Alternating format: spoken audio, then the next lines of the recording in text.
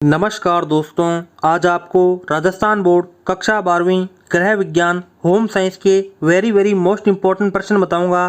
दोस्तों, इन प्रश्नों के आने का चांस आपके 23 जून को होम साइंस के पेपर में बहुत ज़्यादा है। तो दोस्तों, इन प्रश्नों को अपने एग्ज़ाम से पहले पूरा जरूर देख के जाएं। तो चलते हैं इस पेपर के पहले प्रश्न की तरफ। हमारे पास इस पेपर में खंड ए का पहला प्रश्न है, जिसमें पूछा गया है विश्व जनसंख्या दिवस कब मनाया जाता है। दोस्तों, हर साल विश्व जनसंख्या दिवस 4 जुलाई को मनाया जाता है।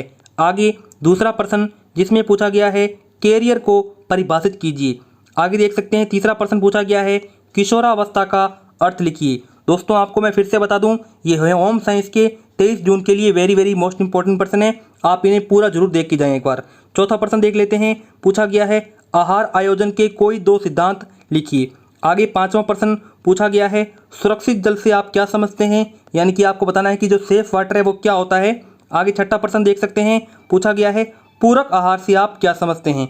आगे सातवां प्रश्न, जिसमें पूछा गया है डिंबावस्था से आप क्या समझते हैं, यानी कि जो जाइगोट के बाद में एम्ब्रियो स्टेज आती है उसको बताना है आपको। आगे देख सकते हैं आठवां प्रश्न पूछा गया है प्रेशर फुटबॉल क्या है, यानी कि जो प्रेशर फुटबॉल होती है उसके बारे में आपको बताना है। नौवां प्रश्न पूछा गया है तैयार पोशाक किसे कहते हैं, यानी कि रेडीमेड गारमेंट्स होती है वो किसे कहते हैं आपको बताना है। आगे 10वां प्रश्न पूछा गया है वस्त्रों का संग्रहण क्यों आवश्यक है, यानी कि जो स्टोरेज ऑफ क्लॉथ होता है वो क्यों एसेंशियल है, क्यों जरूरी है। आगे 11वां प्रश्न पूछा गया है पारिवारिक आय को परिभाषित कीजिए, यानी कि जो फैमिली इनकम होती है उसको आपको डिफाइन करना है। देख सकते हैं 12वां प्रश्न पूछा गया है बचत क्या है, यानी कि जो सेविंग है वो क्या होती है। 13वां प्रश्न पूछा गया है उपभोक्ता शिक्षा से आप क्या समझते हैं, यानी कि जो कंज्यूमर एजुकेशन होती है उससे आप क्या समझते हैं। आगे हमारे पास में इस पेपर का खंड बी आता है, जिसका 14वां प्रश्न पूछा गया है। देख सकते हैं किशोरावस्था से आप संवेगों की पुष्टि एवं संतुष्टि के लिए क्या करेंगे। ठीक है। 15वां प्रश्न पूछा गया है युवा अवस्था से आप क्या समझते हैं, यानी कि जो अडल्टहुड होता है उसे आप क्या समझते हैं।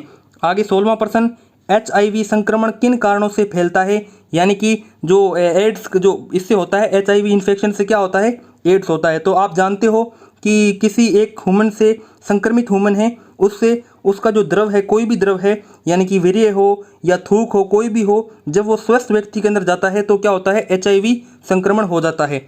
आगे 17वां प्रश्न पूछा गया है किशोरावस्था को समस्याओं का काल क्यों कहा गया है। ठीक है। 18वां प्रश्न पूछा गया है धात्री अवस्था में कम दुग्ध स्त्रवण के कोई 4 कारण लिखिए।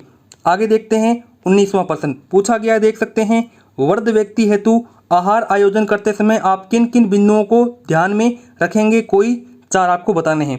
आगे चलते हैं 20वें प्रश्न की तरफ। पूछा गया है जल शुद्धि की विपरीत प्राशन विधि का नामांकित है, वो आपको चित्र बनाना है। 21वां प्रश्न पूछा गया है सिलाई में काम आने वाली किन्हीं 2 उपकरणों का नामांकित चित्र आपको बनाना है। आगे देख सकते हैं 22वां प्रश्न पूछा गया है घर खर्च का साप्ताहिक सचित्र ब्यौरा तैयार कीजिए। 23वां प्रश्न पूछा गया है उपभोक्ताओं की कोई 4 समस्याएं समझाइए। दोस्तों, मैं आपको फिर से कहना चाहूँगा ये इंपॉर्टेंट प्रश्न है, आप इन प्रश्नों को कॉपी पर लिखते जाइए और जब वीडियो खत्म हो जाए तब इन प्रश्नों को याद करने की कोशिश कीजिए।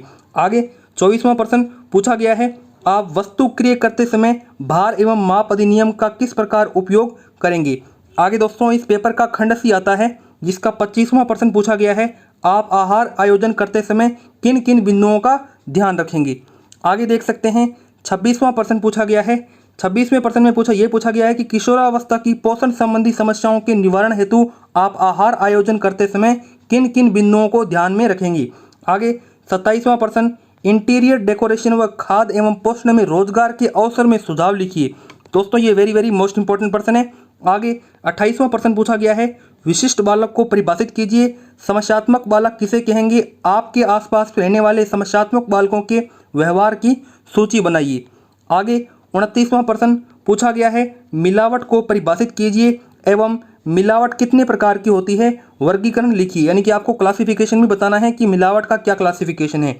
29वें के अथवा में दस्त को परिभाषित कीजिए और दस्त के प्रकारों की विवेचना भी कीजिए। दोस्तों, आगे हमारे पास में इस पेपर का अंतिम प्रश्न 30वां आता है दाग धब्बों की पहचान आप कैसे करेंगे और धब्बों के वर्गीकरण को सारणीबद्ध कीजिए। 30वें के अथवा में साबुन और डिटर्जेंट होता है उसमें आपको डिफरेंस बताना है, अंतर बताना है। तो